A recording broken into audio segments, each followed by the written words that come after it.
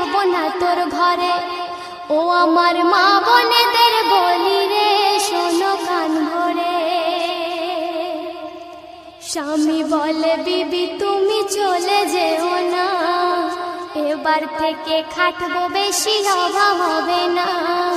বিবি বলে ওদের বাড়ির বউগুলো সব সুখী, সারা গায়ে পরে আছে সোনার গহনা দেখি।